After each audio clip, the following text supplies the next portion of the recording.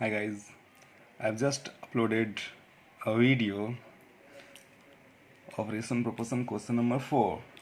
It is a special type of proportion, that is continued proportion. I have already discussed how to find the value of a and b in continued proportion, but I think it takes time to understand by the students. So again I will make you understand about it. Okay, how to find the value of a and b in case of continued proportion. For solving question number 2, which is important because it occurs most frequently in examination as by my experience, so please make note, it is important question. So how to prove this one? Before proving this, we again find the value of this one for making you understand. So let's again find the value of a and b here. The question is, if a is to b is equal to b is to c. So how can you understand whether it is general proportion or continued proportion? Just look at the mean proportion.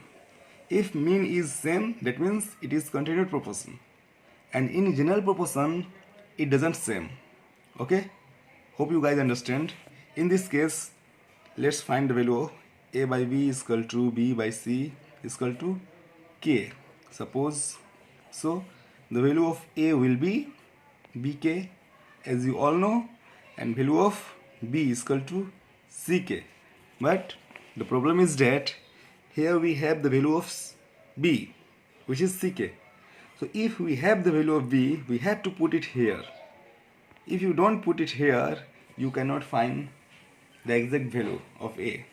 So finding the exact value of a, we have to put the value of b. So what is the value of b? b is ck. We have to write here ck and this one extra k. That will be ck square. So what is the value of a? The value of a is ck square and value of b is ck. Practice it properly. It is important. Okay. So having this value, we can prove this one. Left hand side. First of all, take left hand side. Before taking any LCM or any other thing, we have to put the value. That will be okay. Value of a is ck square, but there is already a square, that means c is a square and k is 4. Hope you can understand. The value of b is ck. It has a square, that means a square here and here, and we don't have any value of c, that is c square. Again it will be a cube. A cube means ck square, cube of ck square.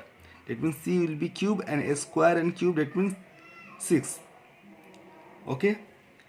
Value of b is ck. It has cube, that means here cube and here cube. The value of c we don't know. Okay. c square, c square, c square, by multiplying this all c, we have c6 and also k6. Take LCM here, that will be c cube and k6, the maximum power of k. Okay, c cube k6 cancel out. Here will be 1 plus c cube cancel out, but k6 is cancelled out by k cube. It will be k cube. C cube cancel out, k6 into 1 k6. Okay, c cube cancel out, here remains c cube, k6 totally cancel out. So the remaining portion will be k cube, c cube, sorry. Arrange it properly, k6 plus k cube plus 1. This is the value of left hand side.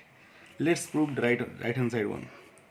Right hand side, a cube, b cube, c cube. A cube, that is ck square, but here it has k cube, a cube, sorry.